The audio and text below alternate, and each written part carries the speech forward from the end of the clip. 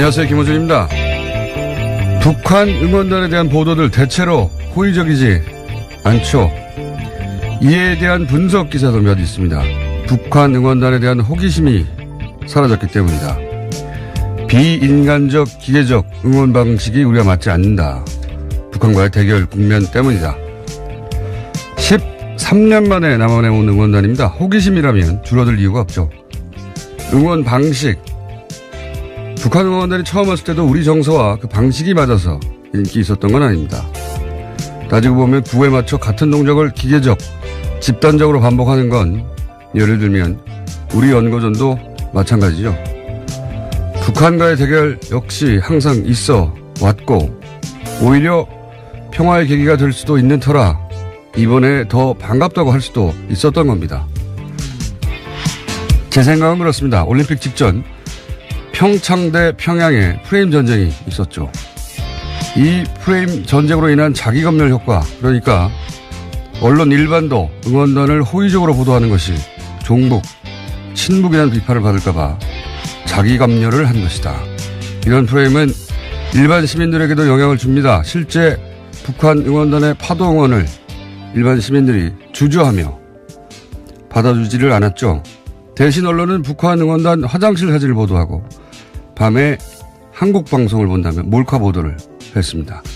북한 응원 방식이 비인간적이라고 비판하지만 비인간적인 취급은 오히려 우리가 그들에게 한 거죠. 그 응원을 보고 누가 북한 체제의 우월성을 느낍니까? 우리 체제 우월성은 제로는 여지없이 명백한 거 아닌가요? 그들을 우리 잔치를 축하해줄 손님으로 맞아줄 아량도 여유도 없이 그들에게 우리가 너무 옹졸했다. 김호준 생각이었습니다.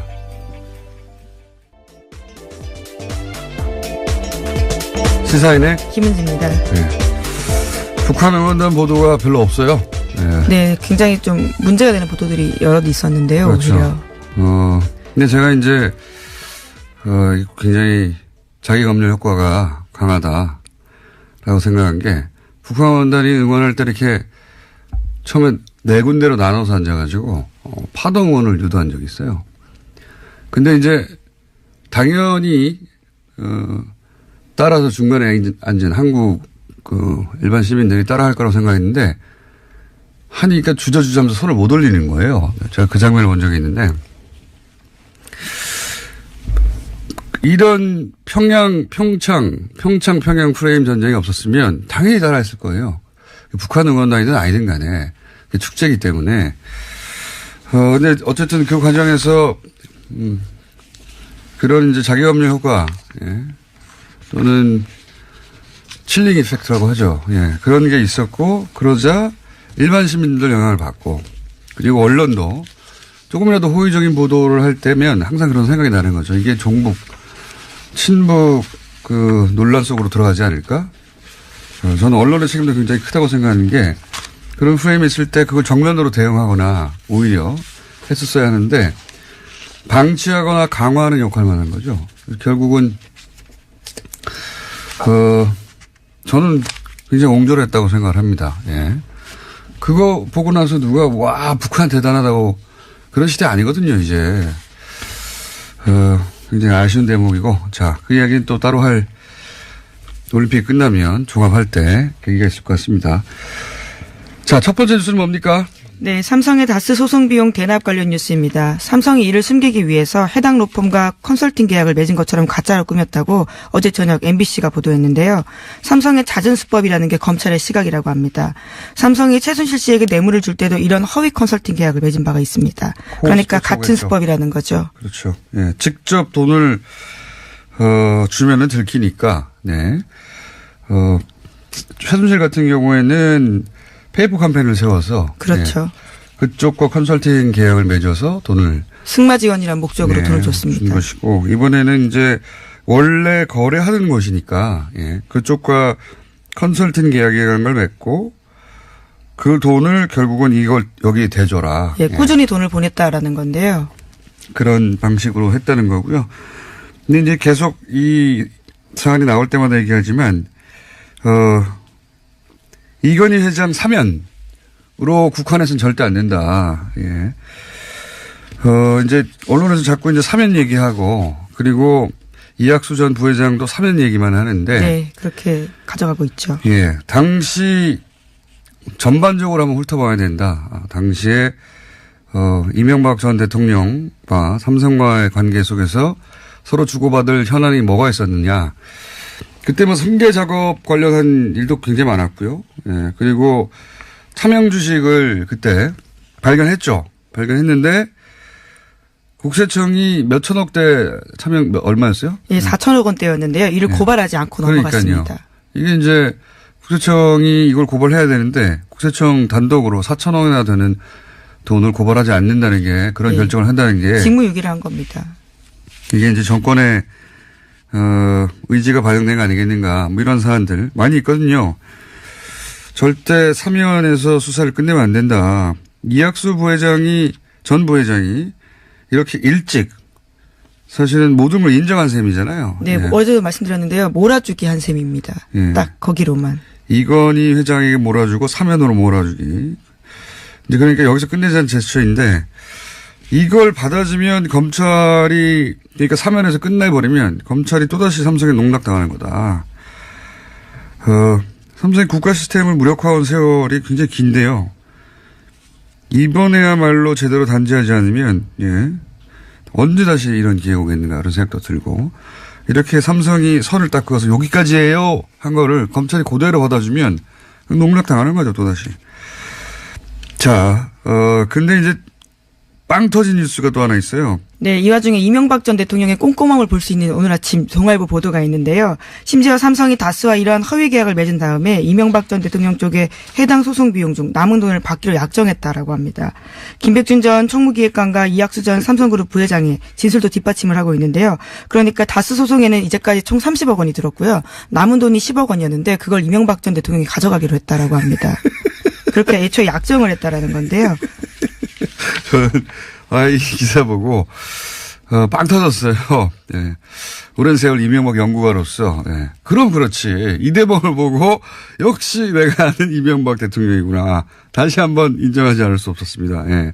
남의 돈으로 소송을 했잖아요. 남의 돈으로. 잔돈 가져와라 이거예요. 예, 그 돈도 아꼈지만요. 또 남은 돈이 있다라는 것에 대해서 변호사를 줄 수 없다라면서 김백준 전 기획관에게 시켜서 돈 가지고 오라고 했다고 합니다. 이분은 말이죠. 어떤 돈도 귀하게 여기는 분이거든요. 예. 돈을 허투루 보지 않는 분이에요. 그게 원래 내 돈이 아니다. 이런 생각은 없어요. 예. 수중으로 들어오면 박박 긁어서 가져가시는 분이기 때문에 또 재밌는 것은 이 당시 미국 법무법인은 삼성에서 이제 40억 받았는데 자기들이 30억만 썼으면서도 다 썼다고 이제 한번 사기를 친 거예요. 사기. 주지 않으려고 했던 거죠. 사기를 쳤는데 그 상대가 이 분야의 대선배거든요. 이명박 전 대통령. 예, 속지 않았습니다. 통할 리가 있습니까? 예. 모든 돈을 귀하게 여기는 분이기 때문에 박박 긁어가지고. 예, 소송 비용으로 다 썼다라고 이야기했지만 절대 넘어가지 않고요. 남은 10억 원 가지고 오라고 했다고 합니다. 그것도 김백준 전 기획관에게요. 남은 10억이 남았다는 사실도 알아내는. 네. 그리고 애초에 약정할 때도 그러한 내용들을 썼다라고 합니다. 남으면 가져간다고. 예. 훌륭한 분입니다. 예. 돈을 향한 어떤 순수한 열정 같은 게 저는 여기서 다시 한번 확인되고 역시 내가 아는 분이 맞구나.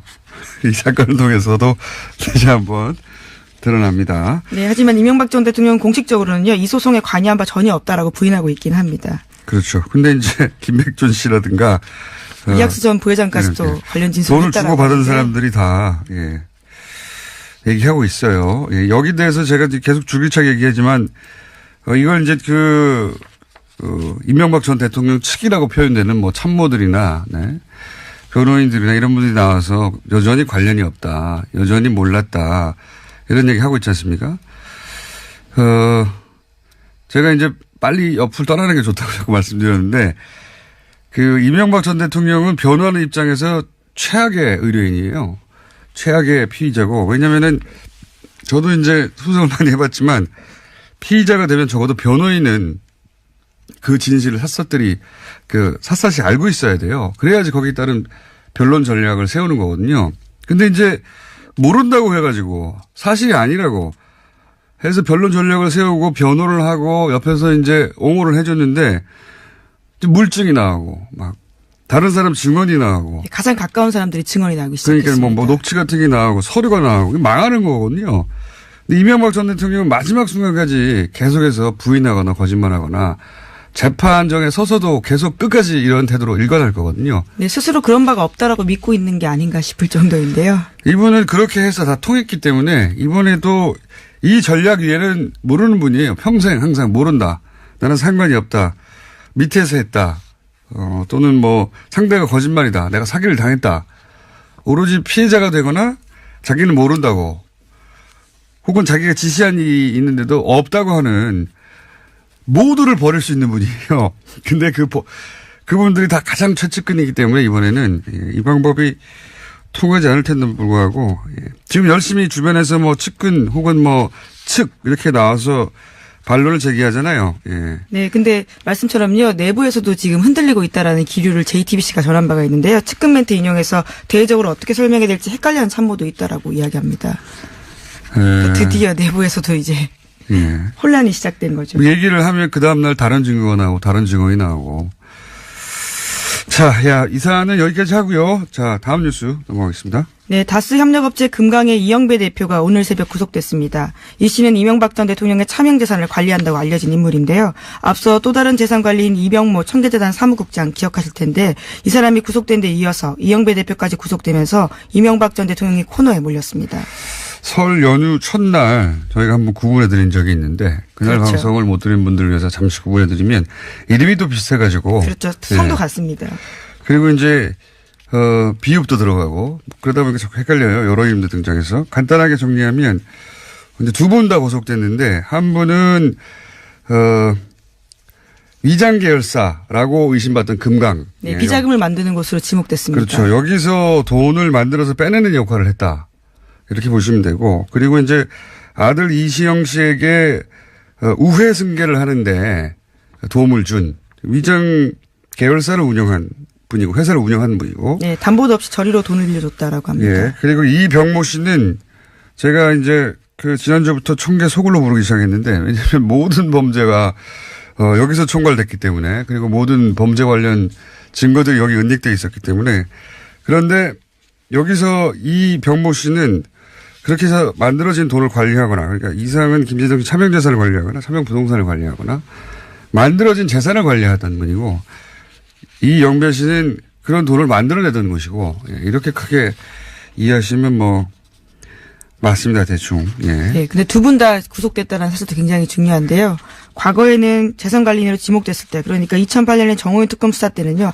자신이 아니다라고요. 재산관리인이 아니라고 기자회견한 바가 있습니다. 그렇습니다. 네, 두 사람 다 그때는 다 부인했는데 이번엔 다 인정하고 있죠. 네, 자신들이 네, 이병모 국장은 진술을 적극적으로 하고 있다고 합니다. 네, 자신이 관리했던 재산이 이명박 전 대통령의 것이라고. 이 두 사람이 이렇게 돌아선 이상 사실은 오히려 이명박 전 대통령보다 더 확실한 기록과 관리 페이퍼가 있을 거거든요. 그 기록만 찾으면 사실은 끝난 거죠. 예. 네, 실제로 검찰이 이병모 국장의 자동차에서 압수한 외장하드가 있는데요. 여기에는 다수 주식은 물론이고 차명재산 관련된 세금, 입출금 내역 이런 식으로 해당 재산의 주인들이 실제로 알 수 있는 내용들이 굉장히 많다라고 합니다. 근데 여전히 이제 이명박 전 대통령 측에서는 도곡동 땅 같은 경우에 도곡동 땅이 핵심이거든요. 그 땅에서부터 모든 게 시작됐기 때문에. 그건 자신과 무관하다. 예, 네. 라고 이제 주장하고 있는데. 심지어 그 당사자들이 자신의 혐의를 벗기 위해서 거짓말하고 있다는 식으로 몰아붙이고 있습니다. 그러니까 원래 상대가 거짓말하거나 내가 사기를 당했거나 상관이 없거나 그렇게 얘기해 왔어요. 항상 이런 의혹이 있을 때마다. 그런데 그 방식으로 어제도 얘기했지만 대통령까지 됐기 때문에 다른 방식은 사용하지 않을 것이고 앞으로도 지속적으로 모른다, 사기를 당했다, 저 사람들이 거짓말한다라고 계속 할 텐데 이번에는 안 통할 것 같습니다. 자, 다음 순요. 네, 북미 대화를 원한다라는 미국의 메시지가 점점 분명해지고 있습니다. 렉스 틸러슨 국무장관이 지난 17일 CBS 방송에서 한 말인데요. 북한이 나에게 대화할 준비가 돼 있다고 말하기를 귀 기울이고 있다라고 밝혔습니다. 틸러슨 장관은 또 외무장관으로서 나의 일은 우리가 대화 채널을 열어놓고 있다는 것을 북한이 알도록 하는 것이다라는 말도 했습니다. 그 사용하는 단어들이 좀 구차하긴 해요. 대화면 대화지 무슨 탐색전 대화가 어디 있고. 대화를 하면 대화를 하는 거죠, 그냥. 그리고 대화를 하는 이유는 결국은 이제 협상을 하기 위한 것인데 대화가 협상은 아니다라고 둘이 사귀합니까? 다 결국은 협상하려고 하는 거지. 그렇긴 한데 어쨌든 북미 대화가 있을 거란 분명한 징후가 계속 보이고 있습니다. 네. 자, 그런 이야기가 미국에서 계속 흘러나오고 있고요. 다음 뉴스는요? 네, 또 로버트 뮬러 특검이 재작년 대선에 개입한 혐의로 러시아 인사 13명가요. 기관 3곳을 기소했다라고 합니다. 이에 대해서 트럼프 대통령은 일절 부인하고 있는데요. 자신은 러시아가 선거에 개입하지 않았다고 말한 적이 없다라면서 아예 발뺌까지 하고 있습니다. 여기서 기소한 건 제가 작년 말에 한번 언급한 기억이 나는데 러시아 댓글 부대예요. 여기가 이제 회사 이름이 인터넷 리서치 에이전시. 최근엔 글라브세스 이름을 바꿔서 러시아로 예. 바꿨는데 여기가 댓글 공장이에요. 러시아. 예, 댓글 공장. 여기서 미국 포함해서 미국뿐만 아니라 서방을 상대로 해서 사회 혼란, 분열을 목적으로 가짜 뉴스를 만들려고 뿌렸다. 이런 거거든요. 근데 이제 특히 미국 대선과 관련해서는 페이스북, 트위터, 커뮤니티 뭐 이런 각종 게시판에다가 가짜 계정, 가짜 게시물, 가짜 뉴스 그거를 매크로. 그렇죠. 네. 프로그램을 사용했어요. 예. 최근에 이제 네이버도 이 매크로를 사용한 대량 댓글을 만들어내는 거 아니냐 이런 의혹을 제가 계속 제기하고 있는데 그 전형적인 패턴이에요. 예. 근데 이런 걸 만들어서 지난 대선에 어떤 뉴스를 뿌렸냐면 힐러리한테는 불리하고 트럼프한테는 유리한 대량의 기사를 만들어냈다는 겁니다. 네, 예. 그 규모가 어마어마한데요. 직원들의 게시글이 1억 2,600만 명에게 전달됐다라고 이번에 조사됐다고 합니다. 우리나라 국정원 시발단 댓글 공작 그 기법이 근본적으로 똑같아요. 완전히 똑같고 왜냐면은 기법이 다를 수가 없어요. 예, 전 세계적으로. 차이는 우리는 이제 자국민을 상대로 했다는 거고 여기는 미국이나 서방 자신들이 생각하는 라이벌이나 적국을 상대로 했다는 게 차이가 있는 거고. 그러니까 거기는 댓글 공작을 상대 국가를 향해서 한 것이고, 예, 우리는 우리 국민을 상대로 심리전을 한 것이죠. 예. 요 얘기는, 댓글 매크로가 국내에서도 사용되고 있나 계속 추적하고 있는 바인데 제가, 묶어서 한번 전문가 저희가 초대해서 자세히 한번 다뤄볼 생각입니다. 근데 어쨌든 국내에서 있었던 것 같은 기법, 똑같은 기법이에요. 자세히 읽어보면 기사도 많이 나왔는데 그런 기법으로 미국의 선거를 선거에 개입했다고 대선에, 예. 지금 그 미국 특검이 러시아 사람들을 기소했습니다. 기소한 겁니다. 오늘 여기까지 해야 되겠습니다. 시사인의 김은지였습니다. 감사합니다. 자, 여기서 저희가 이제 삼성의 다스 소송비 대납 의혹을 다뤘는데, 이에 대해서 이명박 전 대통령 측은 미국 로펌 에이킨 검프에서 무료 변론을 미끼로 접근해서 사기를 당했다고 주장하고 있죠. 과연 이게 가능한 이야기인지 당시 소송 상대방 당사자인 옵셔널을 변호했던 미국의 메리리 변호사 전화 연결해서 한번 물어보겠습니다. 안녕하세요, 변호사님. 안녕하세요, 공장장님. 네, 반갑습니다. 자, 네. 우선 이 소송을 맡은 미국의 로펌 에이킨 검프, 굉장히 유명한 큰 회사라고 하는데 이 회사가 어떤 로펌인지 좀 소개를 해 주십시오. 제가 알기로는 저도 이제 관련된 사건을 했기 때문에 네. 조사도 많이 하고 했는데 제가 알기로는 가장 이해하기 쉽게 한국의 김앤장으로 생각하시면 돼요. 그렇군요. 예. 그러니까 그 네임 밸류라든지 아니면 그 사람들이 갖고 있는 네트워크라든지 이런 모든 게 그 어마어마한 조직력과 그다음에 그 라비 파워를 갖고 있는 그런 예. 엄청난 법률 회사라고 생각하시면 되고 그 회사 사람들이 떴을 때는 개인의 어떤 실력이라기보다는 그 법률 회사의 이름으로 네. 판사를 움직일 수 있는 그런 파워가 있다고 생각하시면 되죠. 그 정도군요. 미국에서 대단한 네임밸류를 가졌군요. 네. 그래서 이 에이킨 검프가 이 일이 있기 이전부터 삼성 소송을 대리한 것으로 알려졌는데 삼성과는 언제부터 계약을 맺거나 인연을 맺은 걸로 알고 계십니까? 제가 알기로는 98년 무렵부터 계속 그 삼성전자의 미국 법인의 그 고문 변호사로 거의 그 대리인의 역할을 다 했던 걸로 알아요.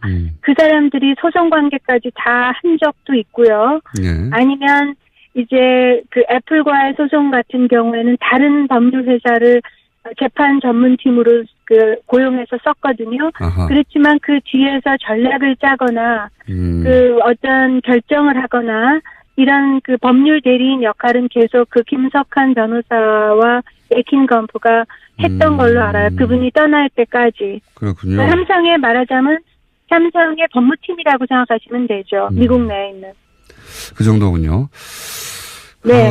그런데 이제 이명박 전 대통령은 이 에이킨 건프가 무료 변론을 미끼로 접근을 해서 사기를 당했다. 그리고 네. 실제로 변론에 참여한 시간은 3시간에 불과하다. 이렇게 이제 에이킨 건프가 불성실하게 했고 무료 변론을 미끼로 접근을 했다. 이런 식으로 주장하고 있는데 미국 업계에 계신 분으로서 그리고 이제 이 에이킨 건프를 직접 오랫동안 상대하고 10년 가까이 이 소송을 혼자서 진행하신 분으로서 이 주장이 말이 된다고 보십니까? 전혀 말이 안 되죠. 말이 전혀 안 되고 하나씩 그 짚어드리면 예. 이제 김석한 변호사라는 그 분의 네. 그 미국에서 변호사 업계에서의 그 위치를 볼 때 예. 그분이 무료 변론을 미끼로 그 다스라는 회사에 접근을 해야 할 이유가 없지요. 그러니까 다른 일로도 바쁘고 본인이 그 벌을 수 있는 수입료의 그 숫자라는 게 상상할 수 없을 정도인데 왜 무료 변론을 미끼로 다스에 접근을 했겠어요. 만에 하나 그런 일이 있다면 삼성의 대리인으로서 삼성의 어떤 목적을 위해서 접근했을 가능성은 있지만 그 부분이 빠진 채로 무료 변론을 미끼로 접근했다라는 그 말 자체는 아예 말이 안 되는 거죠. 그 다음에 그 3시간 변론이라는. 잠깐만요, 변호사님. 네. 혹시 네. 이 기사를 처음 접했을 때 어떻게 반응하셨어요? 웃었어요. 그러니까 웃었고, 예. 그 다음에, 그러니까 그분이 그냥 말을 그렇게 아무 때나 아무렇게나 만드시는 거는 제가 너무나 잘 알고 있는데요. 이명박 전 대통령을 말씀하시는 겁니까? 예. 그렇죠. 전 그분이라고 얘기를 해요. 예. 그래서 그런 건 너무 잘 알지만 이번에는 급해서 그러셨는지 아니면 원래 하던 버릇을 다른 분들이 안 고쳐줘서 그런 건지 모르지만 그러니까 너무나 큰 실수를 하셨다고 생각을 해요. 그 이유는 예. 그러니까 김석한 변호사에 대해서 아니면 에이킨 건프라는 그 법률 회사에 대해서 한 말도 그렇지만 예. 3시간 분량을 일했다. 예, 그다음에 한 게 없다라는 이 부분에 대해서는 예. 이게 지금 주워 담을 수 없는 그 거짓말을 한 건데. 아, 그래요? 왜냐하면 누구한테 브리핑만 잠깐 3분만 들어도 무슨 일 했는지를 정확히 알 수가 있는 거고 예. 아니면 본인이 그 무슨 일을 했는지 잠시만 조사를 문서상으로 해봐도 예. 그러니까 그렇게 말할 수 없는 사안이었는데 예. 이분이 그러니까 어떤 말을 뱉을 때 어떤 태도로 그렇게 그냥 말을 하는지가 단적으로 드러난 예라고 생각을 해요. 3시간만 일했다는 주장. 전혀 말이 안 되는. 네, 전혀 말이 안 돼요. 전혀 말이 안 된다. 3시간만 했다는 거는 그거는 이제 그 뭐냐면은 제가 정확하게 그 법률회사가 그 140억을 회수하기 위해서 사건에 들어와서 한 일을 아주 일일이 다 검토하면서 짚었던 사람이기 때문에 아는데요.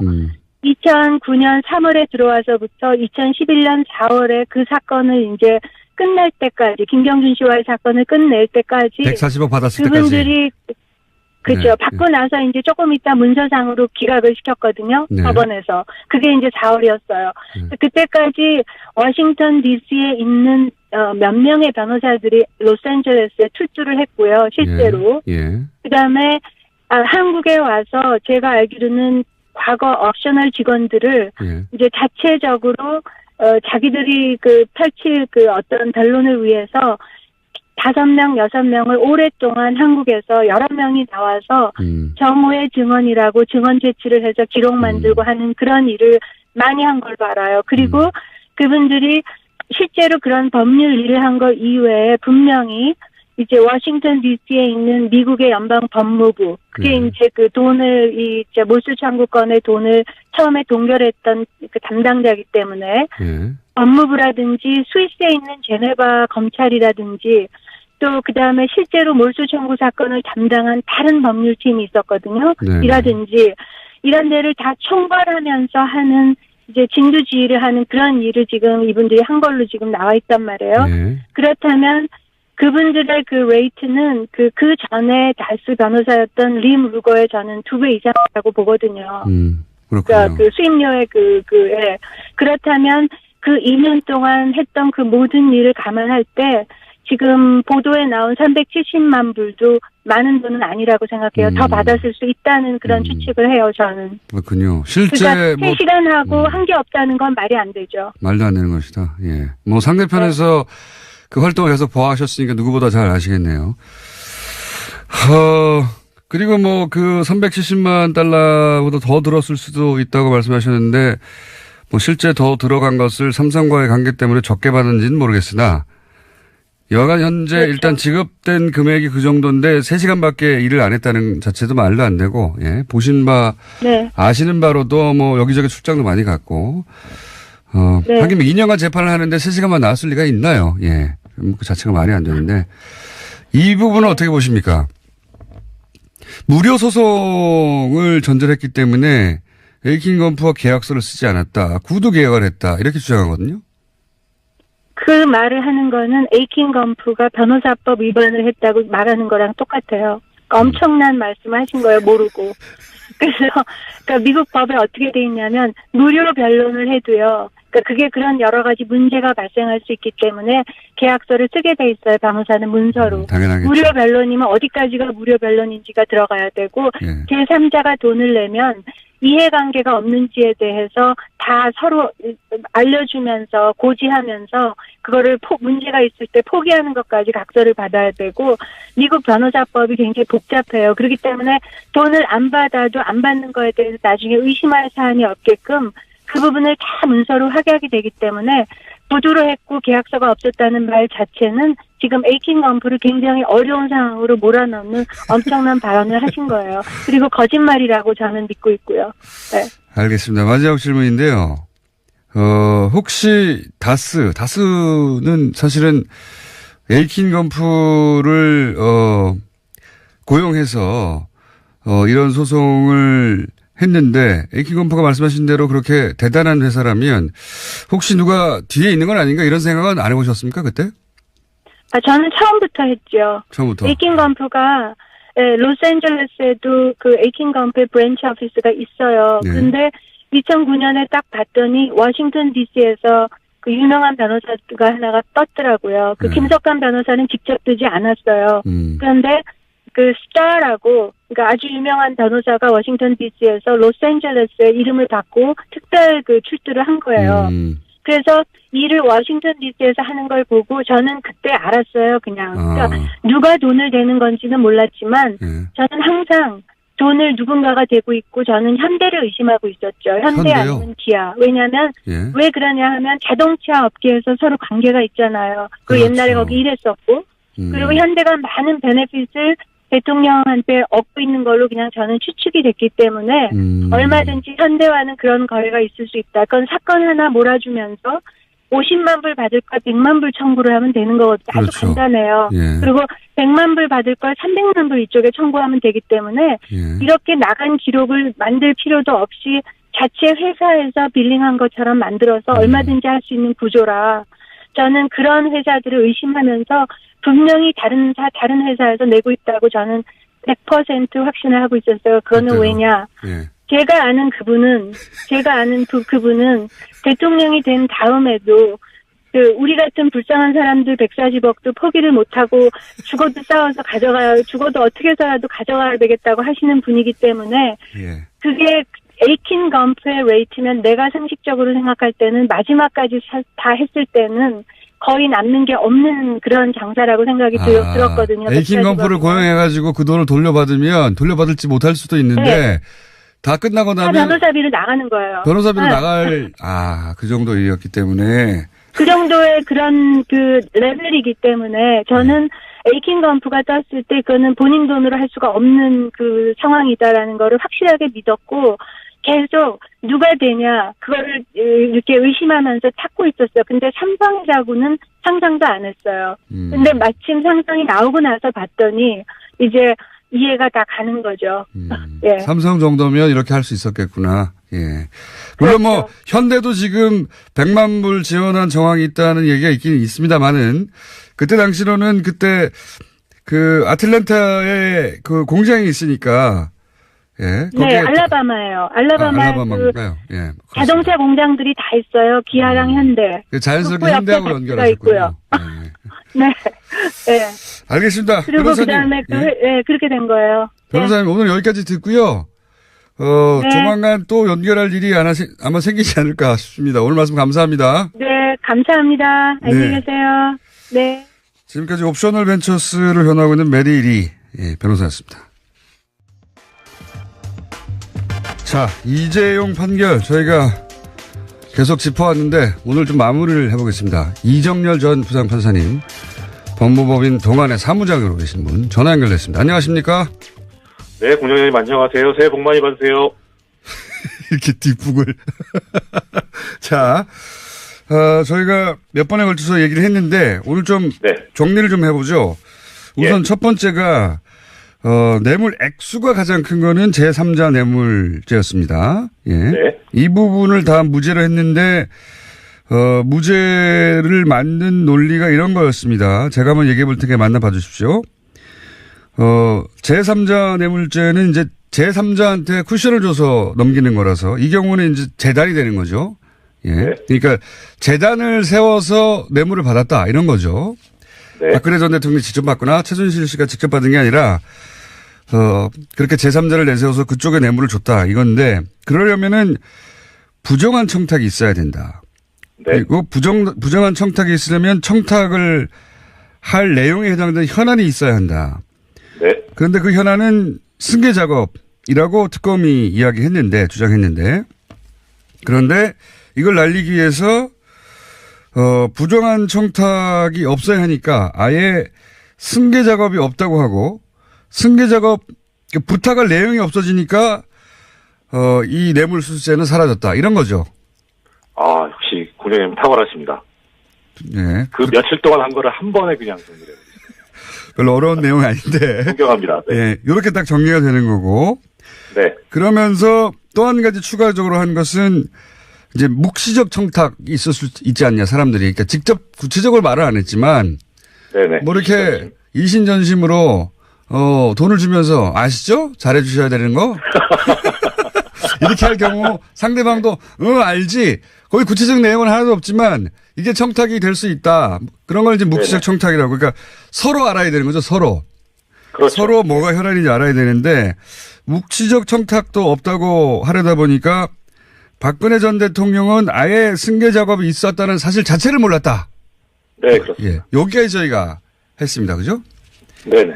진도가 여기까지 나가서 그래서 아예 이제 그 승계 작업, 삼성의 수거원인 20년째 진행되고 있는 승계 작업 자체가 없었다고 재판부가 다 날려버렸는데 네. 그런데 이제 요 제3자 뇌물죄보다 형량에는 더 큰 혐의가 있었다면서요. 그걸 좀 설명해 주십시오. 네. 그러니까 사실 집행유예를 하거나 뭐 석방을 해주겠다, 뭐 무죄를 하든 이렇게 재판부가 마음을 먹었다고 가정을 했을 때 법적인 장애가 하나가 있었는데 그게 뭐냐면 재산국외 도피죄거든요. 그러니까 뇌물공여 자체는 덩어리는 크지만 이게 5년 이하의 징역이어가지고 뭐 집행유예라는데 법적인 장애는 없어요. 그런데 재산국외 도피죄는 국외 도피한 그 액수가 50억이 넘어가면 최하가 10년이거든요. 징역 10년. 아. 그래서 판사가 재량으로 깎아줄 수 있는 게 절반까지 깎아줄 수 있는데 5년이 되잖아요. 절반을 깎으면. 집행유예 요건이 법적으로 3년 이하의 징역형을 선고할 때 가능한 거거든요. 그러니까 이 재산국외 도피가 인정이 돼버리면 아예 집행유예가 법적으로 불가능해지는 거예요. 그렇군요. 그래서 재산국외 도피죄를 다 이제 날려야 되는 거죠. 그래서 예. 국외재산 도피죄가 전부 무죄가 돼버렸죠. 예. 그렇죠. 전부 무죄가 됐죠. 예. 그래서 사실 그 논리가 좀 해괴하긴 한데 너무 길어가지고 설명드리긴 좀 곤란하고 예. 이재용 재판부 판결한 항소심에서도 스스로 스텝이 꼬인 부분이 좀 있습니다. 판례도 인용을 잘못한 부분이 있고요. 그렇군요. 그러니까 이제 그렇게 앞뒤가 그 자체 판결문 내에서도 앞뒤가 안 맞는다는 거죠. 지금 말씀하시는 거죠. 그렇죠. 예, 그렇습니다. 그러니까 이게 무죄를 억지로 만들어내는 거 아니겠는가 이렇게 생각할 수밖에 없다는 거죠. 예. 사실 그게 알려지지는 않았는데 법률가 입장에서 보면 이게 없어져야만 집행유예가 되겠구나라고 법률가들은 아는 거죠. 법정형 자체가 높아버렸기 때문에요. 제3자 뇌물죄에 이제 다들 이제 포커스를 맞춰서 설명해 갖고 저희도 그랬는데 그런데 숨어 있는 원포인트가 국외재산 도피 이게 50억이 넘으면 최소가 10년이기 때문에 이걸 인정하면은 도저히 집행유예가 안 돼서 이 국외재산 도피죄는 전부 다 털어줬다는 의구심을 가질 수 있는 것이 형량도 그렇지만 판결문을 보면 내부적으로 서로 충돌하는 모순되는 논리가 동원됐다. 예, 그렇습니다. 예. 그러니까 간단하게만 말씀드리면. 예, 간단하게 말씀하셔야 돼요. 네. 국외재산 도피가 혐의가 2개였는데 한 부분이 무죄가 된 거는 이게 자기가 그러니까 국외재산 도피가 국부를 외부로 유출하는 거니까 자기 재산을 빼돌리는 거잖아요. 그렇죠. 그러니까 자기 재산이어야 되거든요. 근데 하나는 무죄로 한 논리가 뭐냐면 이게 자기 재산이 아니고 뇌물 주려고 한 거다. 그러니까 자기 재산이 아니다. 그렇죠. 예, 그거였거든요. 근데 또 하나 무죄가 된 건 뭐였냐면 허위로 예금 거래를 신고했다고 하는데 그 신고한 사유가 뭐냐면 마필이나 차량 구입 용도 이렇게 쓴 거예요. 말 구입하겠다. 근데 이 재판부 판결에서는 말 소유권이 삼성에 있었다고 그랬잖아요. 최순실한테 있는 게 아니고. 그러니까 자기 재산이잖아요. 아하. 그럼 자기 재산을 빼돌린 거잖아요. 그러니까 밖으로 빼돌린 게 두 가지인데 하나는 최순실한테 줬으니까 이미 자기 재산이 아니기 때문에 자기 재산을 빼돌려야 국외재산 도피지 하고 봐줬고 두 번째는 말인데 말은 또 빼줬단 말이죠. 근데 그 빼줄 때의 논리가 말은 삼성 거라고 빼줬단 말이죠. 삼성 거라고. 그러니까 빼줄 때 논리는 뭐였냐면 어떻든 말을 샀잖냐. 그러니까 허위가 아니잖냐 이렇게 빼줬는데 그거를 곰곰이 들어가 보면은 그 말 소유권은 삼성에 있었으니까 그렇죠. 앞에 거하고 안 맞아버린 거죠. 하나는 둘 다 돈이 밖으로 나간 건데 하나는 자기 재산이 아니니까 하고 빼줬고 두 번째 말 부분은 다른 혐의를 털어주다 보니까 이 말은 삼성 거라고 해서 그러면 삼성 재산이 여전히 됐단 말이죠. 네, 그러니까 그렇죠. 말 산 돈이 빠져나간 건 적어도 국외재산 도피로 그 논리라면 적용해야 되는데 그렇죠. 둘 다 빼주기 위해서 서로 모순되는 논리를 적용했다. 그렇죠. 잘 설명하셨고요. 제가 잘 알아들었습니다. 자, 요거는 판사님만 짚어낸 포인트입니다. 벌써 시간이 안 나오셔가지고, 몇 분 안 남았는데, 한 가지만 더 여쭤보겠습니다.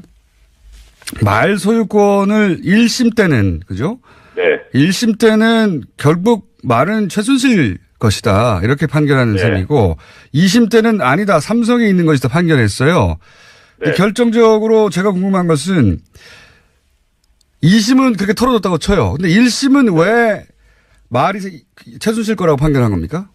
그때 삼성에서 이 말은 우리 거요 하고 이제 계약서를 내놨지 않습니까? 그 계약서의 내용은 자기들이 말을 처분할 수 있다는 내용인데 말을 처분할 수 있다는 건 결국 내 거라는 소리니까 삼성이 그 계약서를 근거로 이 말은 우리 거요 이렇게 주장했단 말이죠. 그렇죠. 근데 왜 이 계약서가 부인되죠? 그 합의서가 제출이 됐는데 그 합의서가 재판 과정에서 제출이 됐고 작성일자도 재판 과정, 1심 재판 과정에 있는 일자였어요. 그래서 재판부에서 보기에 이 합의서 내용을 보니까 재판에서 쟁점이 되는 사항들이 다 들어가 있는 거예요. 그 합의서에. 그러니까 이제 문제가 될 만한 건 다 법적으로 제거를 하겠다고 법률가들이 애를 쓰신 거죠. 그러니까 보도 입장에서 보니까 이거 이 재판에서 유리하게 쓰려고 만들어낸 거 아니냐. 그러니까 이걸 어떻게 믿냐 해가지고 이것을 믿을 수 없고 그러니까 오히려 역으로 이제 증거까지 조작한 그런 상태가 돼버렸으니 그 계약이 있었다는 거, 삼성과 마주 사이에 계약이 있었다는 걸 안 믿어버린 거죠. 그리고 1심 재판부에서는 1심 재판정에서 쟁점이 됐던 대목들이 이 계약서가 나중에 나는데 그 계약서를 봤더니 그 쟁점을 어떻게 알았는지 그 쟁점들을 다 해소하는 내용으로 적혀 있으니까 이거 나중에 적었구만 하고 법률가가 네. 판사 입장에서 보기엔, 야, 이거 우리 재판정에서 논란이 됐던 거 다 여기 적혀 있네. 그게 가짜구만. 네. 너무 꼼꼼하게 쟁점들을 다 해소하려고 하다 보니까 오히려 들킨 거죠. 예. 그렇죠. 들켰죠. 예. 그래서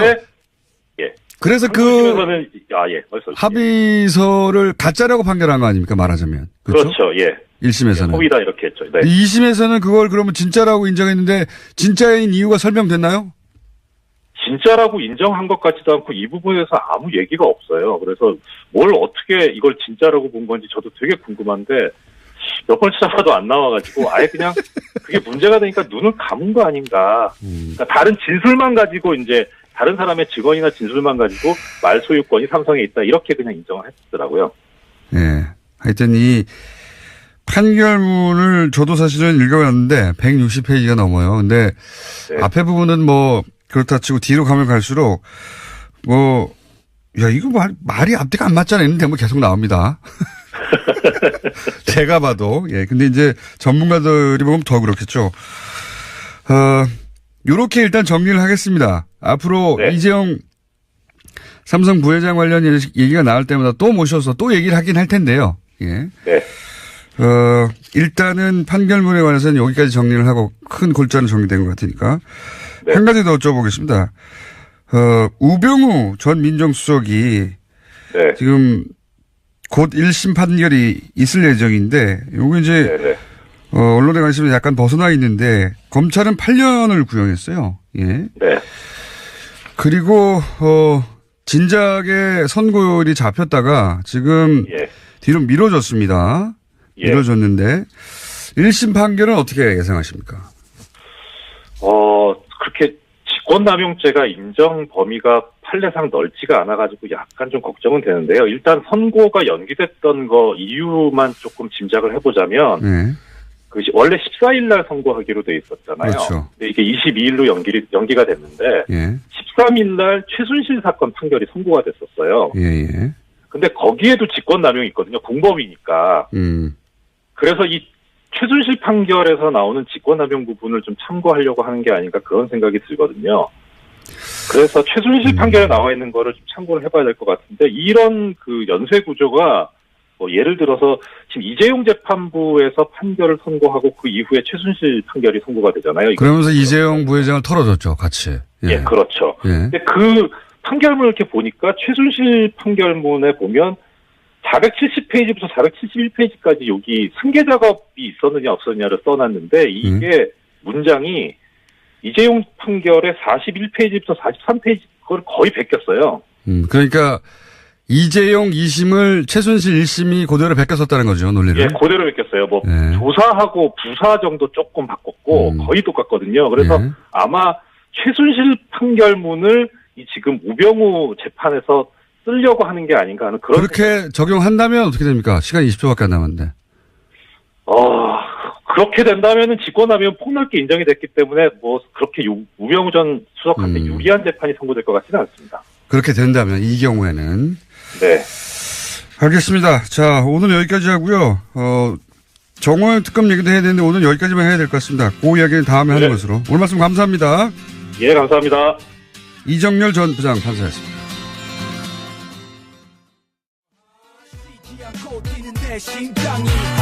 최근 엄청나게 핫한 분입니다. 바른미래당 하태경 최고위원 나오셨습니다. 예, 안녕하세요. 하태경입니다. 세계 신기록 보유자입니다. 네. 단위 시간당 문자 양으로는 세계 신기록을 경신하였다고 저는 보고 있습니다. 왜냐하면 15분 동안 5,000개의 문자를 누가 깰 수 있겠는가. 5,000개. 그래서 저희가 축하 음악을 준비했습니다. 네. 세계 챔피언 등극을 축하하는. 근데 저도 놀랐습니다. 엄청 놀랐고. 가사를 잘 들어보세요. 소리 지르는 네가 챔피언. 소리 지르는 내가. 소리 지르는 거 좋아합니다. 노래방 가서. 자. 근데 그날 이후에 무슨 일이 생겼습니까? 저희 방송에는 이제. 예. 세계 신기록을 경신하고. 예. 네, 당당하게 떠나셨는데. 그 이후에 혹시 뭐 주변에서 말들 없던가요? 세계 신기록 경신을 축하한다. 저도 놀란 게. 예. 이제 제가 제기한 이 감염 문제가, 김일성 감염 문제가 남북의 양김을 눌렀다. 남북의 양김이 누구냐? 무슨 얘기입니까? 남쪽의 김연아, 북쪽의 김여정. 그러니까 예. 온라인 네이버 트렌드 분석을 해보니까 예. 올림픽 기간 동안. 평창 올림픽 기간 네. 동안 김여정이 3등. 예. 그 온라인 이렇게 분포도가 나오잖아요. 예. 김연아가 2등, 예. 1등이 김일성 가면. 예. 그게 이제 3번은 호기심, 2번은 김연아 선수에 대한, 김연아 씨에 대한 어떤 애정이라면 가면 논란은 욕일 겁니다. 저희 문자 폭주량에 비춰볼 때 부정적인 반응 90. 그러니까 막 쏟아낸 것이죠, 사람들이. 그 젊은 층한테는 확실히 제가 많이 점수를 잃은 것 같아요. 뭐 이건 뭐 정치인으로 숙명이라고 생각하고. 하지만 또 노년층에는 또 호응을 얻기도 하셨죠, 어느 정도. 아무튼 이제는 뭐 1등을 했기 때문에. 예. 1등을 했고 또 이제. 올림픽의 모든 국제적인 이슈를 다 덮고 그 모든 금메달리스트를 다 덮고. 근데 그 책임은 저한테 있는 게 아니라 예. 왜 닮은 가면을 가지고 나오시냐고 그분들이. 가면을 닮았다고 하는 사람의 책임 아닙니까? 그러니까 그래서 이 단계에서 일단 확전은 할 필요가 없게 됐고 예. 뭐 더 올라갈 데가 없기 때문에. 이 기록은 깰 수가 없어요. 예. 그래서 제가 좀 본인이 가면을 쓰고 춤을 추지 않는 한. 아니 이제 남은 거는 예.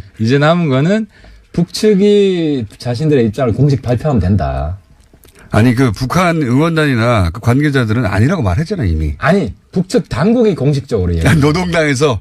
노동당에서. 그러니까 노동신문에 아마 나올 거예요. 노동신문이나 아니면 나오게 돼 있어요.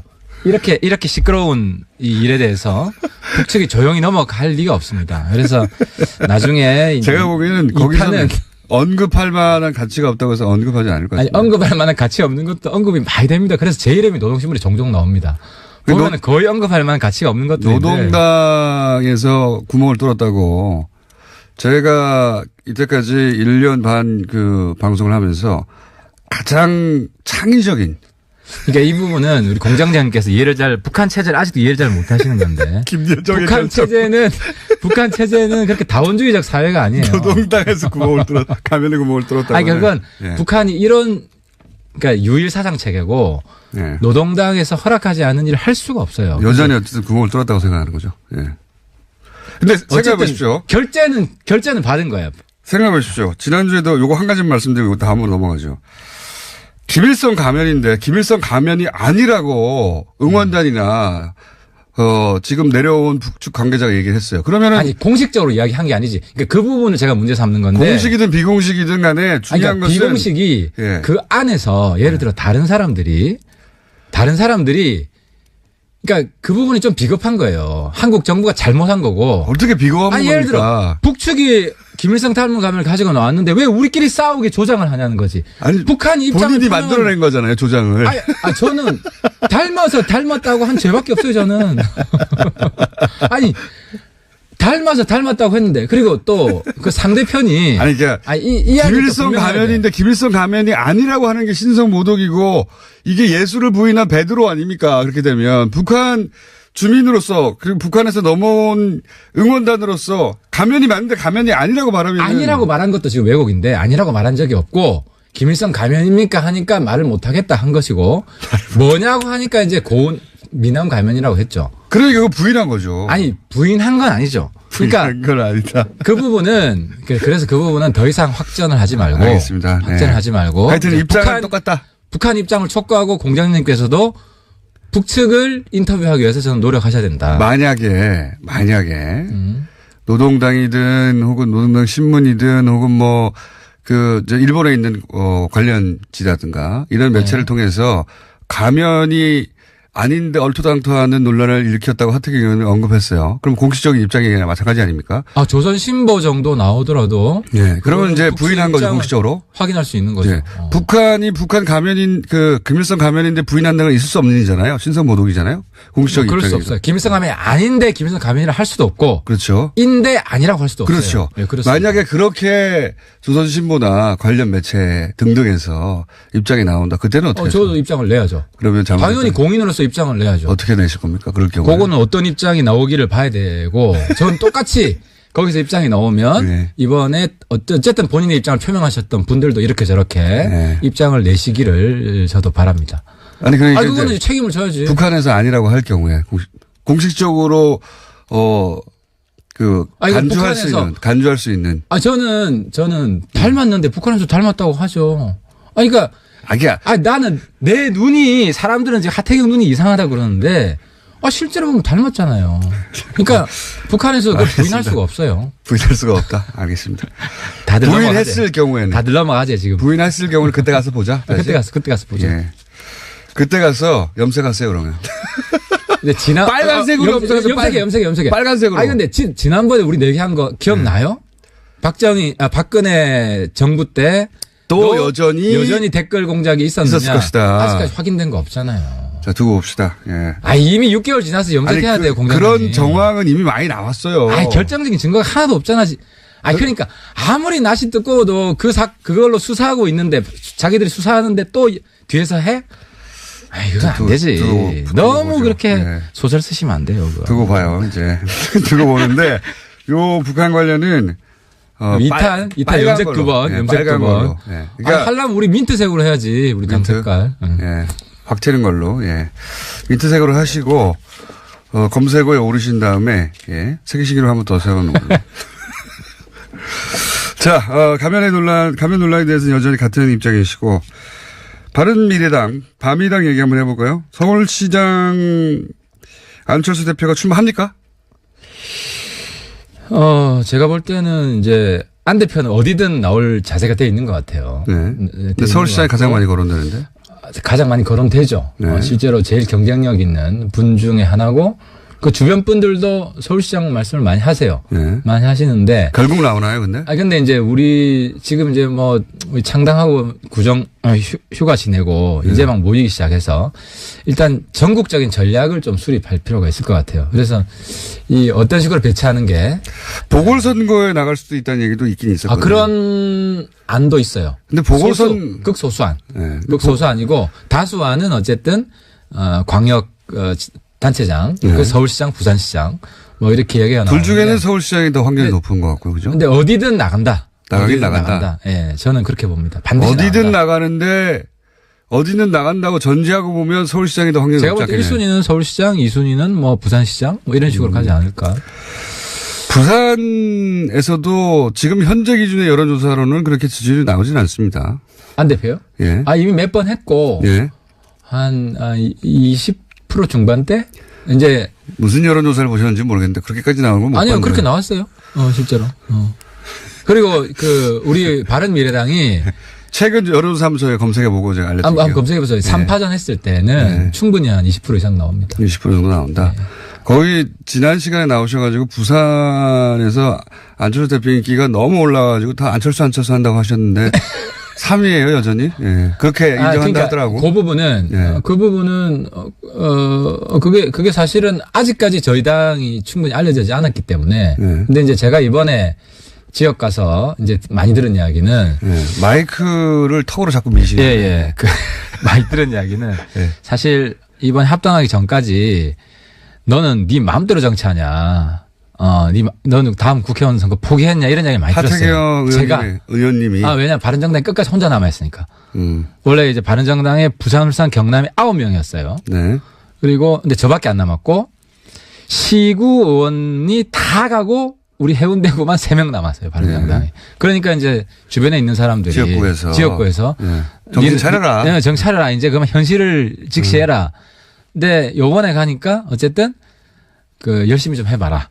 성과를 일단 냈으니까. 어쨌든 제가 주장하는 바를 한 걸음 나아가니까. 그래서 이제 용기를 잃지 않고 끝까지 한번 가보려고 합니다. 본인 얘기 말고요. 안철수 대표. 그러니까 그게 바로 안 대표 덕분. 그러니까 제가 이야기하면 이게 안 대표가 도와준 덕분입니다. 사실이 그게 사실이기 때문에. 안철수 대표를 그렇게 칭송했던 분들이 1년 지나서 계속 칭송했던 분이 지금까지는 없습니다. 그러니까 그 부분은 제가 종합적으로 한번 분석해 보려고 그래요. 왜 그랬는지. 그리고 안 대표가 그 부분이 본인이 결함이 있겠죠. 그 부분을 고칠 수 있도록. 이미 제가 잘 했기 때문에 이제 코치를 해야지. 이제 어떻게 하겠습니까?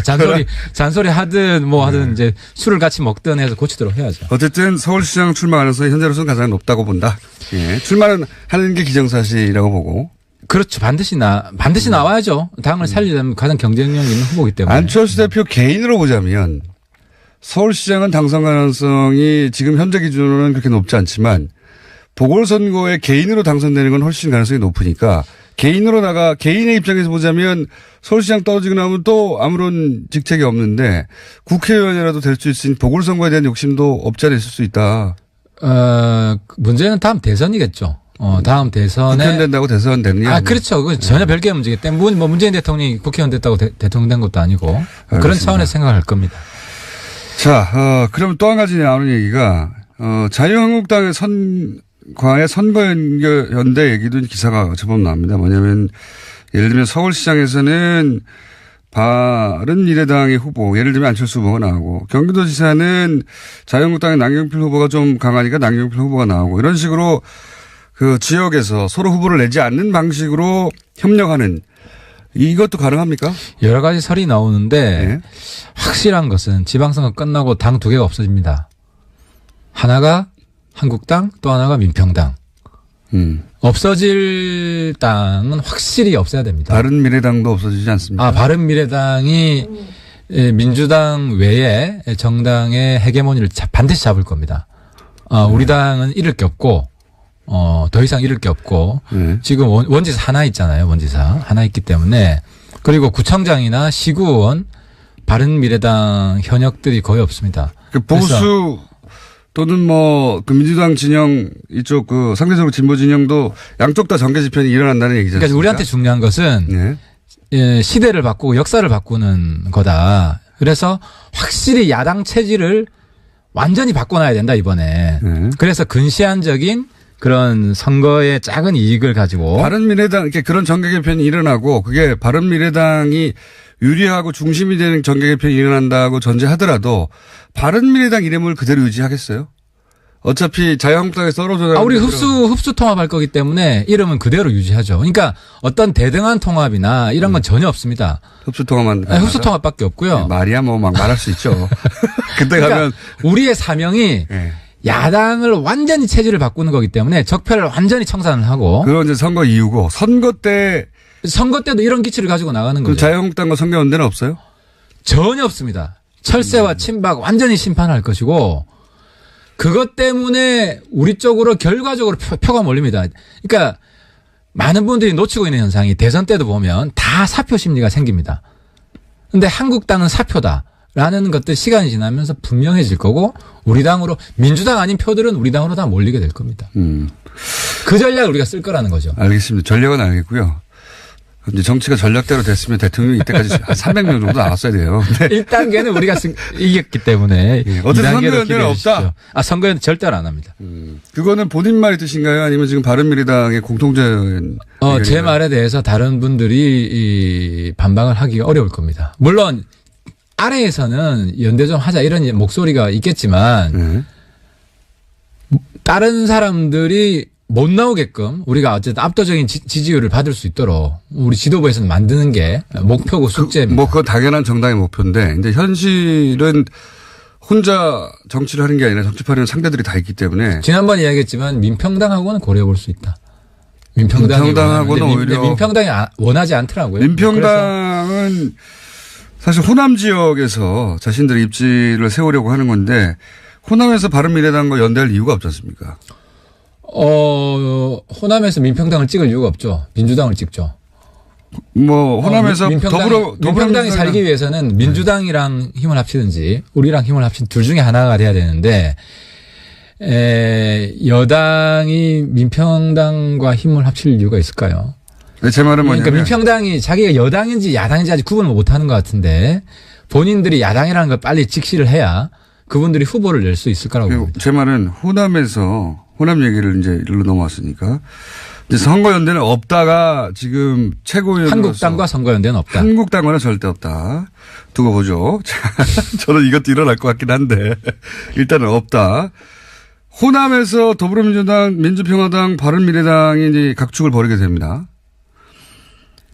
바른미래당도 여전히 거기 호남 지역을 기반으로 하는 국회의원들이 몇 분이나 계시고. 그리고 영남 의원보다 호남 의원이 훨씬 많습니다. 그리고 박주선 의원 같은 경우에는 당대표이기도 하니까요. 그렇죠. 이 경쟁에서 바른미래당이 호남에서 이길 가능성은 매우 낮지 않습니까? 현실적으로. 민주당이 사실 압도적이죠. 뭐 민주당 제껴놓고 예를 들어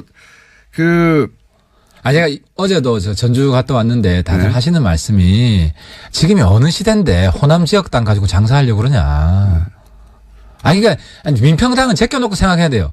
그러니까 뭐 여러 가지 이유 때문에 민평당이 일시적으로 지지율이 조금 높게 나올 수 있을지 모르겠지만 그 미래가 없잖아요. 이거 지방선거 끝나면 민주당 갈 사람 몇 분 가시고 뭐 따로 오리알 될 분 몇 분 계시고 또 이제 미래당을 올 분 또 몇 분 계시고 이렇게 공중분해 되는 당입니다. 그 당은. 이건 그대로 혹시 녹음을 따가지고 박지원 대표한테 여쭤보세요. 예. 좋겠네요. 박지원 대표 인생 최대 실수예요. 안철수에 대한 사적 감정으로. 예. 본인이 통합을 주도를 해야지 자꾸 하태경 같은 사람 적폐라고 몰아붙여가지고 통합을 방해해서. 그럼 본인이 지금 이 중간지대에서 어른 대접 받고 여러 가지 같이 저랑 공동작전을 짜고 있을 텐데 아무튼 제가 볼 때 인생 최대 실수입니다. 그분. 그건 뭐 박지원 전 대표가 하실 말씀이라 저는 반박하지 한번 여쭤보세요. 네.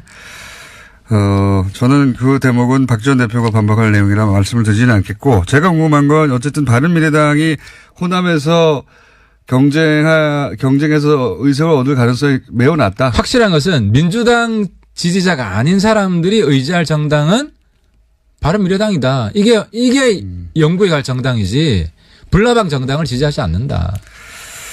자, 알겠습니다. 자, 유승민 대표가 혹시 대구 출마할 가능성이 있습니까? 저는 대구시장은 바람직하지 않다고 보고요. 네. 유승민 대표도 제가 볼 때는 서울시장 히든카드 생각을 합니다. 만약에 안철수 대표가 부산시장으로 안 되면. 그러니까 이 적절한 구도가 있을 거 아닙니까? 예를 들어 박원순 안철수 조합이 저는 베스트라고 봅니다. 네. 이제 시민들이 보기에. 베스트라고 보는 이유는 뭡니까? 아무래도 이제 받아야 할 빚이 있으니까. 과거에 한번 양보했으니 이제는 그렇죠. 이제 그런 심리가 유권자들에도 작용하지 않겠는가? 조금 있을 거라고 이런 봅니다. 기대를 거는 거죠. 그런 기대를 하고 있습니다. 굉장히 과거지향적이고 어쨌든 뭐 이제는 뭐 사람들 마음속에 그게 있을 수 있다. 강력한 기억이 있기 때문에.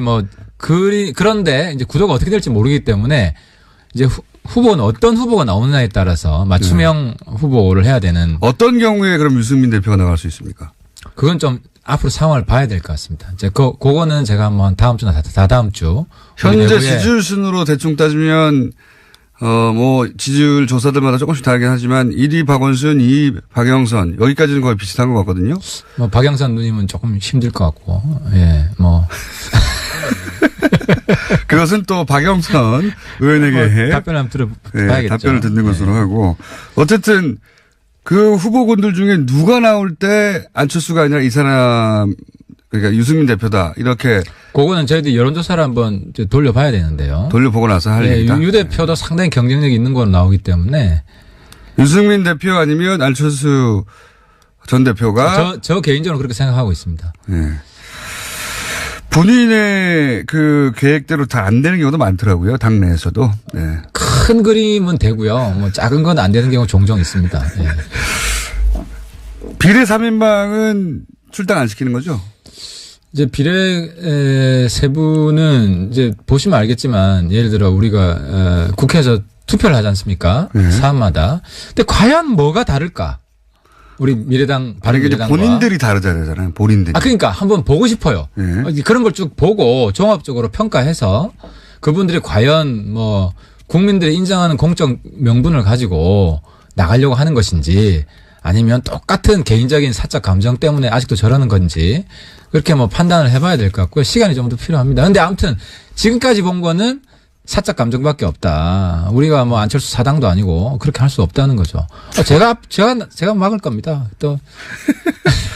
이상도는 저랑 같은 상임인데 저랑 차이가 하나도 없어요. 출당 안 시킨다. 예. 출당 누구 좋으라고 이런 거잖아요. 예. 아니 누구 좋으라고 아니고 그 사라지는 포말 정당에 어떻게 보냅니까? 본인들이 싫다잖아요. 본인들이. 그러니까 싫으면 그냥 나가시면 되지.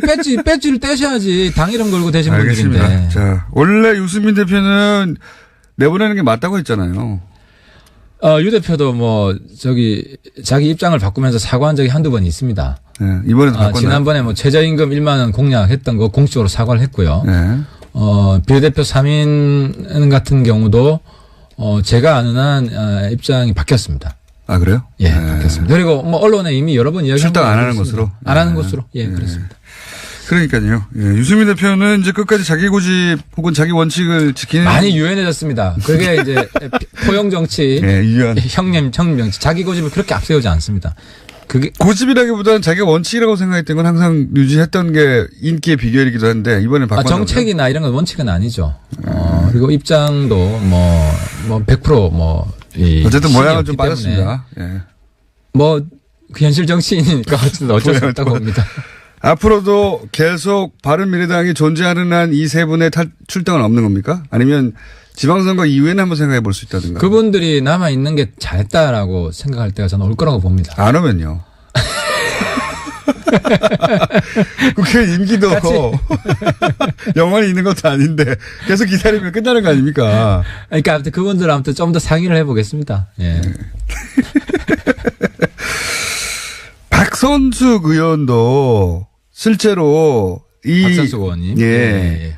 의원도 비례고. 그렇죠. 예. 그리고 그래서 탈당하지 않았을 뿐 지금 이 합당에는 동의하지 않는다라는 얘기가 많이 있어요. 그거 혹시 박선숙 의원하고는 얘기해 보셨습니까? 이 문제에 대해서는?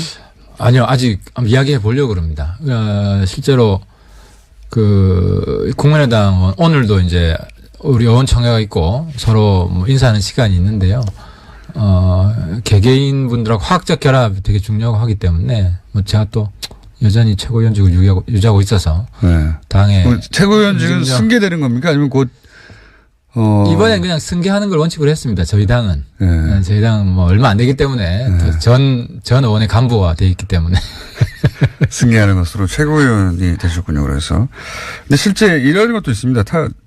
합당을 했는데 지금 30여 분인데 이 중에 이제 비례 3인방하고 박선숙 의원 정도 빼면 25석, 26석 정도의 단결된 의결권밖에 없다. 그래서 캐스팅 보트 역할을 한다고 하지만 실제 캐스팅 보트 역할을 하기에는 숫자가 너무 적다. 그게 이제 그런 발상 자체가 낡았다. 왜냐하면 저만 하더라도 지난번에 우리 바른정당이 누구죠? 김명수 대법원장 당론 투표 밀어붙일 때 제가 같이 안 했거든요.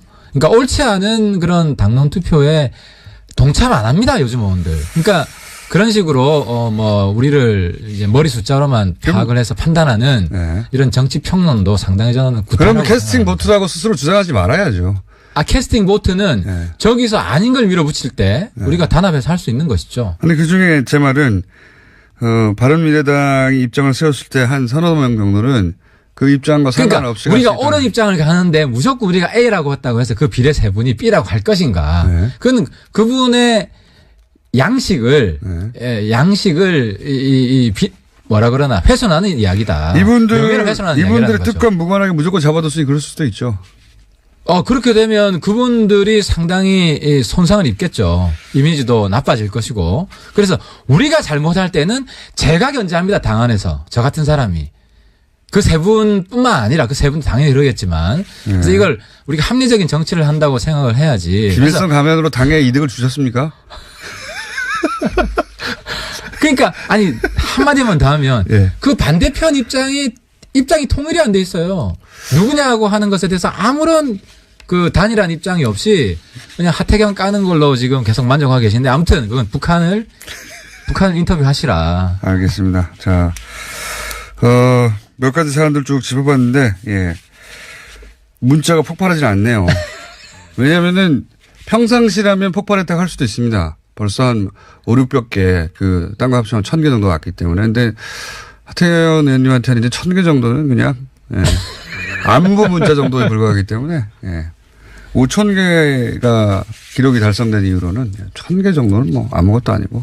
아무튼 사랑해 주셔서 감사하고 저도 열심히 더 반성하고 잘못한 것은 앞으로 정말 잘못했다 하겠습니다. 하지만 아직은 좀 이르다는 말씀드리고 제가 잘못한 게 확실해지면 제가 당연히 민트색으로 염색을 합니다. 네. 모든 대북 채널을 동원해가지고 이번에 한번 해봅시다 진짜. 정말 우리가 앞으로 남북 비핵화 문제나 정상회담 성공을 위해서도 대북 정보가 많아야 됩니다. 대북 특사 갈 때 한번 물어보고 오라고 해야 되겠네요. 반드시 물어보라고 하십시오. 같이 가세요. 같이 가서 김어준의 특별방송 평양 특별방송 한번 하세요. 평양. 주 임무는 김일성 가면의 정체. 정체가 뭐냐? 예. 왜 닮은 가면을 그렇게 만들어 보내셨냐? 자, 오늘도 끝까지 우기는 바른미래당의 챔피언, 네, 문자 챔피언 하태경 최고위원이었습니다. 감사합니다. 예, 감사합니다. 불친절한 AS. 캐나다 에드먼튼에 삽니다.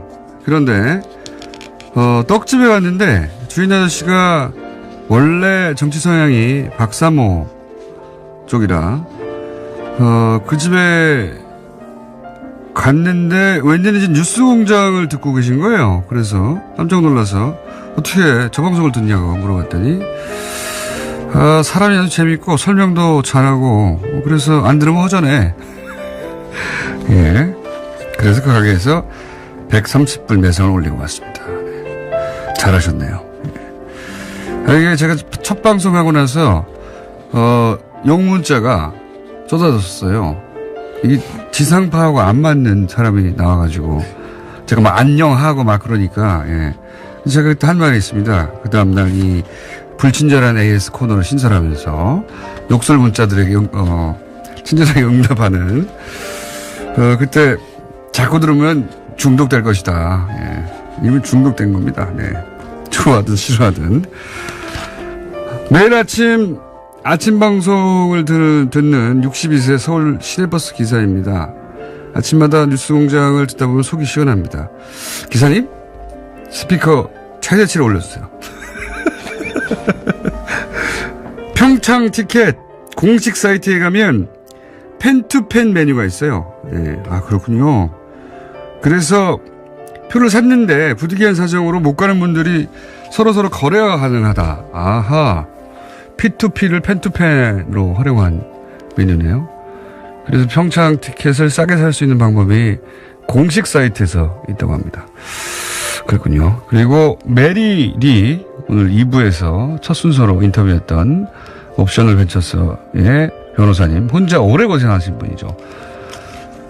이분 인터뷰를 듣고 한 분이 이런 문자를 보냈습니다. 이분 말씀에 한이 서려 있는 게 느껴진다. 이분 진짜 한이 서릴만 해요. 정말 현직 대통령을 상대로 싸운 거거든요. 얼마나 무서웠겠어요. 그리고 그게 10몇 년이 지나서 드디어 본인이 싸움이 정당했다는 게 드디어 드러나고 있는 와중이죠. 그러니까 그동안 쌓인 한이 어마어마했던 분이 맞습니다. 앞으로 이제 인터뷰하기 전에 야리랑 한번 틀게요, 저희가 앞에. 자, 하태경 의원 신기록은 안 됐고요. 하지만 평상시 문자 신기록 같은 건 세웠습니다. 예. 무슨 주제를 얘기하든 일단 1000개 정도는 온다. 예. 여기까지 하겠습니다. 칼 플라라니 사회경제연구소. 예. 어려운 이름에 몇 년마다 한 번씩 잠시 세계적인 연구소가 되는 정태인 연구소 정태인 소장님 나오셨어요. 안녕하십니까. 네, 안녕하세요. 제가 이 소개말을 계속 드리는 이유는 몇 년에 한 번씩 그 국제 포럼을 하는데 그때 세계적인 인사들이 온다는 겁니다. 그때만 잠시 유명하다. 오늘 처음 들으신 분들 위해 제가 부가 설명드렸고요. 두 가지 질문이 있습니다.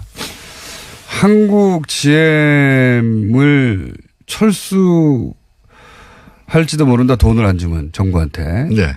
근데 내용을 저희가 한국 GM의 노조 분들을 모시고 좀 들어봤더니 물론 사측에서는 다르게 얘기하겠습니다만은 일단 노조 측 얘기를 들어보면 이것저것 돈을 뽑아갔다, 현금을. 예를 들어서 뭐 더 비싼 고리로 돈을 본사로부터 빌려가지고 그럴 필요가 없는데 저리에 대출이 있는데 이걸 일부러 고리로 갈아타고 그 이자 비용 5천억을 본사로 지급했다든가 뭐 기타 등등 여러 가지 방식으로 현금을 쭉쭉 뽑아간 게 아닌가 싶은 정황들이 있어요. 근데 네. 다국적 기업들이 흔히 이전 가격이라고 하는 거를 통해서 이제 본사로 송금을 하는데 예를 들어 원료를 사올 때 비싸게 가격을 그렇죠. 치른다든가 뭐 조금 전에는 이자를 금융을 그런 식으로 했다는 거. 여러 가지 기법을 사용한 거죠. 예, 그건 뭐 단기에서 이익을 뽑겠다는 얘기는 철수하겠다는 얘기와도 통하는 거죠. 기본적으로 지금 철수하겠다는 거잖아요. 그렇죠? 예, 기본적으로는 GM의 세계 전략의 변화로 보입니다. 예. 그러면서 뽑아갈 수 있는 현금 빨리 뽑아간 다음에 더 이상 네. 현금 여력이 없거나 적자폭이 커지면 이제 그 이후로 털고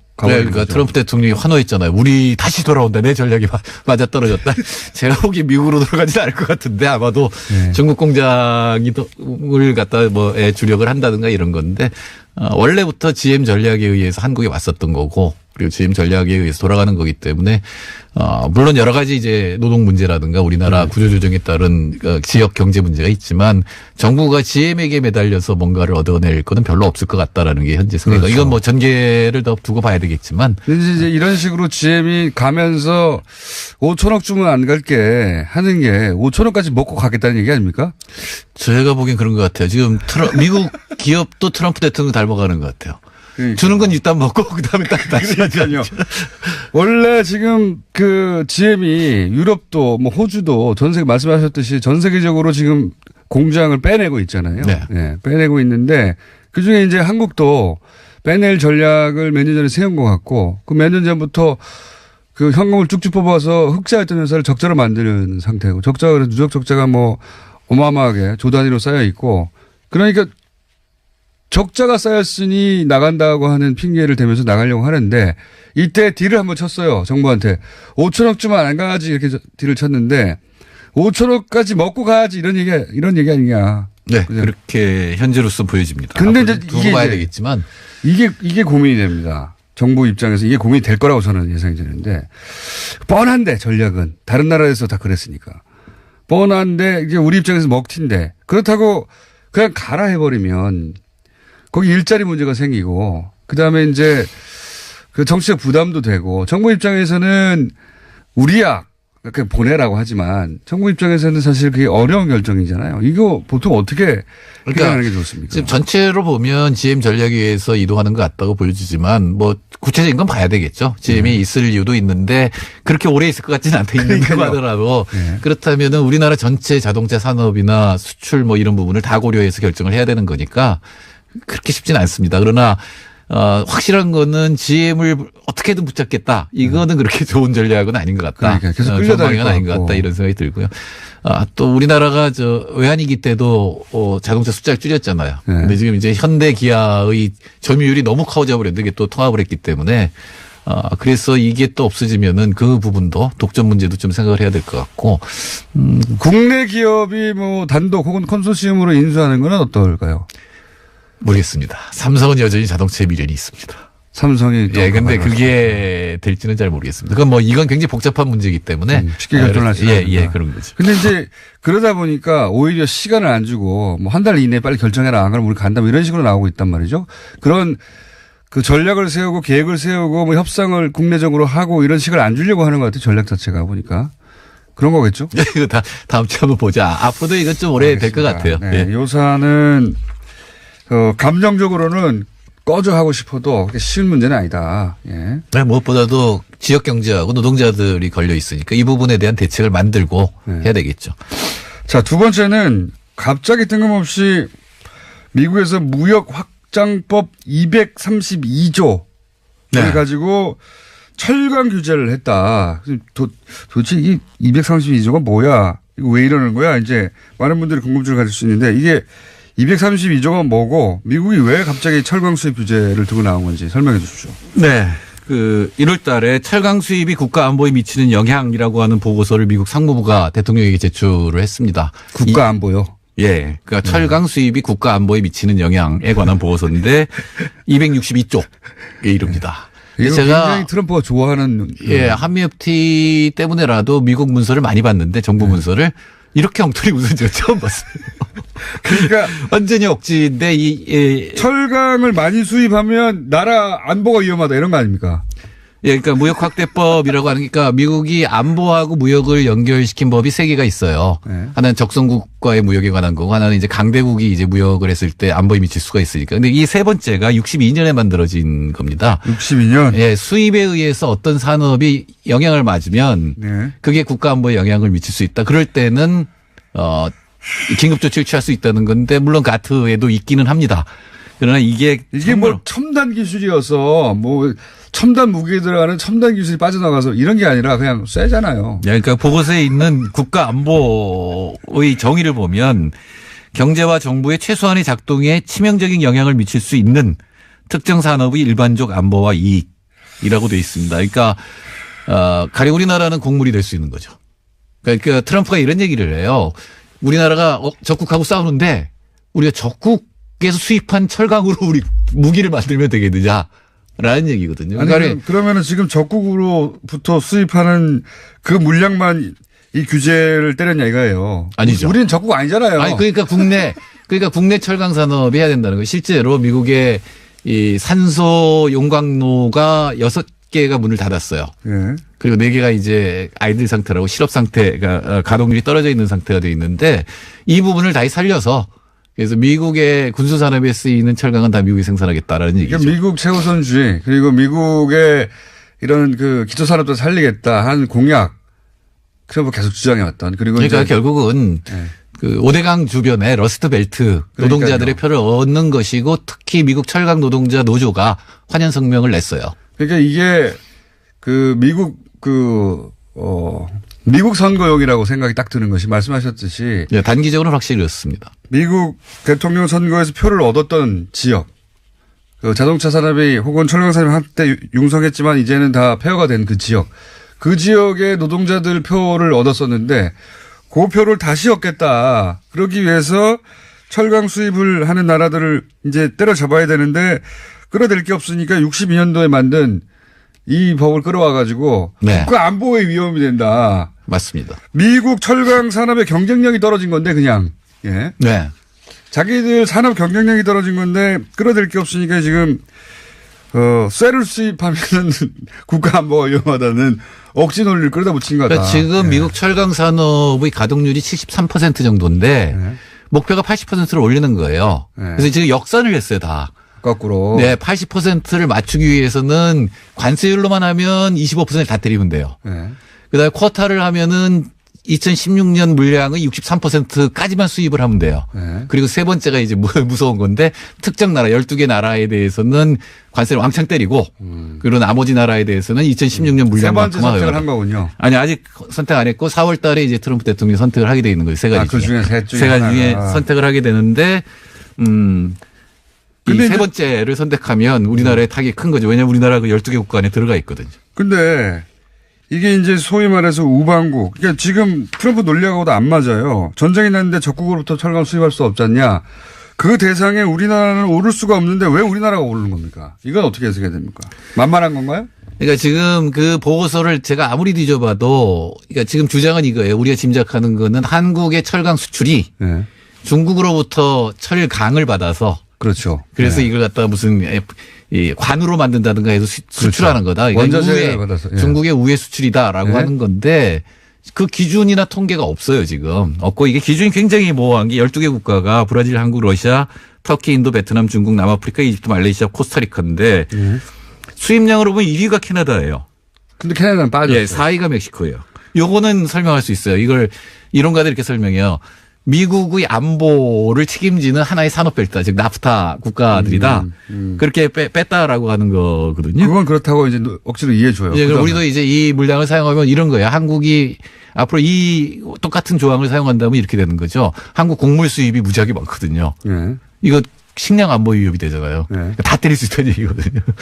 또 하나는 미국 논리를 그대로 가져오면. 예, 나프타 논리라면 동아시아가 하나의 생산 기지거든요. 네. 그러니까 동아시아 쪽은 빼고 나머지는 다 때린다. 이렇게도 될 수가 있는 그러면 우리가 여기에 보복으로 거꾸로 미국으로부터 수입하는 곡물에 대해서 똑같이 할 수 있죠. 엄청난 관세를 때리는 건 그러니까 할 수 있죠. 보복관세 때릴 수 있는 거고. 네, 해야 되겠네요.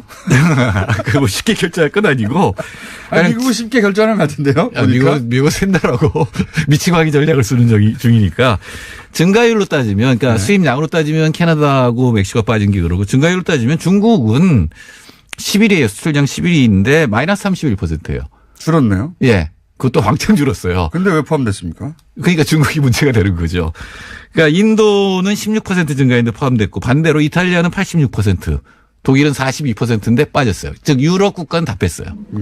이게 이제 공통점을 따지면 중국 포함해서 뭐라 그럽니까? 브릭스. 그렇죠. 경제적으로 이제 견제할 나라들. 러시아, 브라질, 중국 플러스 아시아 그리고 나머지 중남미입니다. 이거 어떻게 보면 인종주의적으로 선정했어요. 뭐랄까요?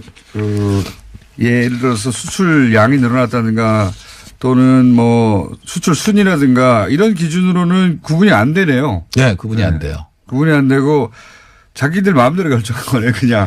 그러니까 아시아도 아시아 전체에서 일본하고 대만이 빠졌거든요. 근데 일본은 수출량 7이지만 마이너스 2%예요. 네, 중국은 아까 제가 마이너스 35%였으니까. 대만은 근데 어떻습니까? 대만은 9위 125만 톤인데 113% 증가했어요. 그런데도 빠졌어요. 그런데도 빠졌다. 네, 이거는 아마도 중국 견제용이죠. 그러니까 이거의 공통점은 중국밖에 없어요. 중국은 실제로는 중국이 계속 세계 1위, 미국이 많이 수출을 했었는데 계속 덤핑 관세 맞았고 상계 관세 맞았거든요. 중국을 우회 견제하는 수단으로 한국이 들어갔다? 제가 보기에는 그거 외에는 그리고 브릭스, 예, 브릭스를 견제하는 거 빼고는 설명할 방법이 없어요. 그러니까 이게 기준이 없는 거예요. 그래서 평가는 국가 안보와는 아무 상관이 없고 12개국을 선정하려면 선정 기준을 범주적으로 성립을 시켜야 되는데 이게 어떤 범주를 들여다 대도 안 되는 거예요, 지금. 그러니까 이건 우리 정부는 어떻게 대응해야 됩니까? 30초 남았는데. 우리 정부는 지금 공동 대응을 하는 수밖에 없고 이거를 빨리 해결하자 그래서 들어주면 이거 한미 FTA나 뭐 다른 어떤 남북 관계 때문에 아무 관계가 없다는 걸 우리 알잖아요.